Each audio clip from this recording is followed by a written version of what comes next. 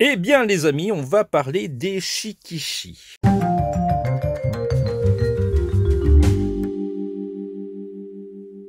Hello les amis, alors je m'appelle Vanuita, on me connaît sous le web sous le pseudo de TVH et je réalise les vidéos du site tvhland.com, ce qui semble logique. Alors je montrais un produit japonais qui s'appelle un shikishi et en général c'est un board, une planche cartonnée.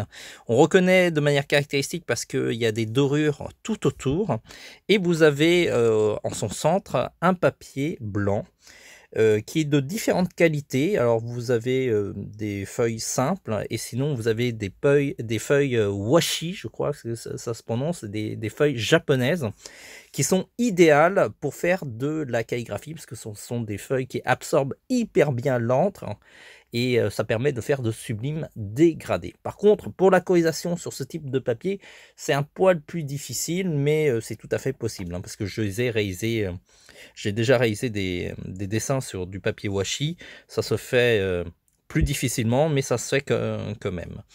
Alors, on reconnaît aussi la qualité des shikishi dans le dos, parce que vous avez des paillettes de film argenté. Et ça, c'est quand même la preuve, ça coûte assez cher, et c'est la preuve que ce sont des shikishi de qualité. Dans les shikishi qui sont un peu moins chers, en général, il n'y a pas de ce genre de paillettes. Alors, je vous montre quelques réalisations que j'ai réalisées sur shikishi. En général, souvent, à chaque fois, c'est lorsqu'on m'envoie des échantillons de shikishi, du coup je les teste pour voir un petit peu la qualité, si on peut faire du dessin facilement. Alors là c'est du Tomb Raider. Il faudrait qu'un jour je les vende.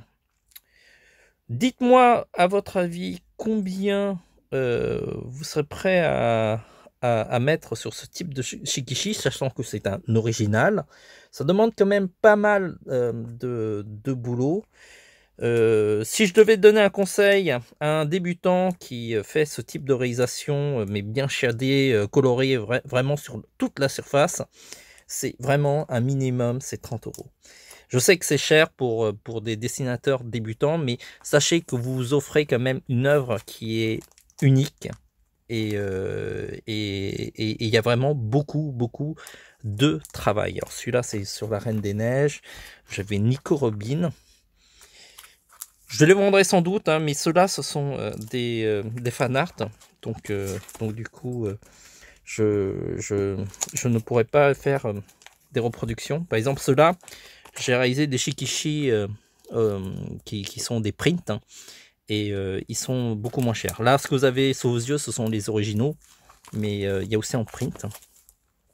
Et donc là, celui-là, il n'est pas fini parce qu'en fait, je viens de recevoir ce shikishi et je suis en train de le tester. Donc, c'est pas encore fini, mais plutôt de la bonne qualité. Je validerai sans doute ce shikishi en vente dans ma boutique parce que jusqu'à présent, j'ai pas eu de problème au niveau de la réalisation. J'ai colorié ça avec des Graphite Brush. Ce sont des feutres alcool de très bonne qualité, en plus de marque française. C'est un fabricant français. Et il faut savoir, c'est que si ça vous intéresse, j'ai fait des ouvrages, voilà, les mangas au feutre, aux éditions Mango. Et vous allez voir, en fait, à la fin, vous avez un nuancier des feutres graphite brush.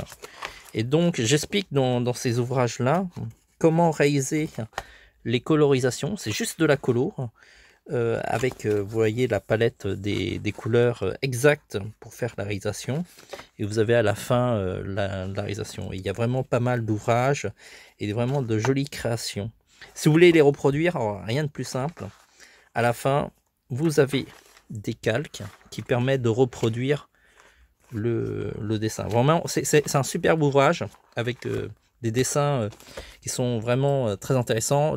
Comme je n'ai fait que la colorisation et que je n'avais pas expliqué le dessin, j'ai pu un petit peu me lâcher au niveau du level. J'ai pu faire des dessins un poil plus compliqués que ce que je fais d'habitude dans des ouvrages où j'apprends à dessiner, parce que du coup, quand on apprend, il faut expliquer des choses un peu plus calmement. Celui-là, c'est sur des créatures toutes mignonnes. Alors, vous avez des licornes, des pingouins et plein d'autres réalisations super sympas. Donc celui-là, il me plaît beaucoup parce que, vous savez, je suis un fan de Splatoon. Donc j'ai un petit peu mis ma mascotte préférée à la sauce colorée comme Splatoon. Les shoujo, ça va être hyper intéressant dans cet ouvrage-là parce que je vais sans doute utiliser les mêmes techniques de colo que pour ce dessin-là. Ça va coller pile poil.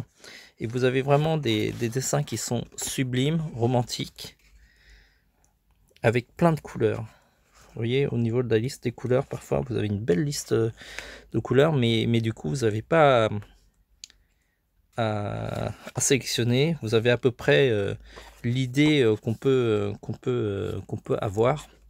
Et donc, il y a vraiment beaucoup de modèles différents.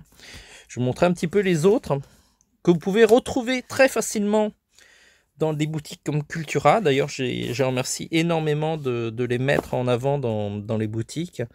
Et vous allez pouvoir aller les feuilleter. Celui-là, j'aime beaucoup parce que d'habitude, on me demande toujours des boulots au niveau des mangas, c'est-à-dire des personnages. Et là, c'était quelque chose qui était un petit peu différent à ce que je fais d'habitude, c'est-à-dire des créatures, des animaux. Et du coup, j'ai pu me lâcher. Donc, vous avez un beau dragon. Certains d'entre vous diront que c'est inspiré de Dragon Ball. Et vous aurez pas totalement tort, hein, parce que forcément, quand on pense à Dragon, on pense à Dragon Ball, mais vous savez aussi que dans le folklore asiatique, il y a aussi énormément de dragons sous cette forme longue. Vous avez un renard à 9 queues. Je vous laisse voir toutes les inspirations. Il y a des animaux, le griffon. Alors le griffon, c'était mon premier griffon que je dessinais, c'était hyper intéressant. Et plein d'autres leçons que je vous laisse découvrir. Celui-là, c'est sur les shonen. Et forcément, il y a des personnages beaucoup plus badass qui se battent. Un beau ninja. Et donc voilà, je vous laisse découvrir un petit peu tous les ouvrages.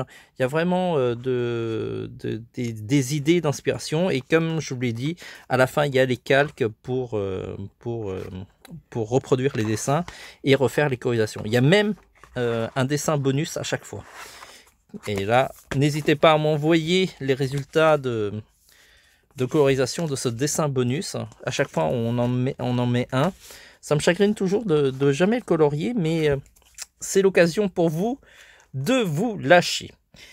N'hésitez pas à me dire ce que vous pensez du dessin sur Shikishi ou dessin au feutre. Ça m'intéresse toujours de connaître vos avis.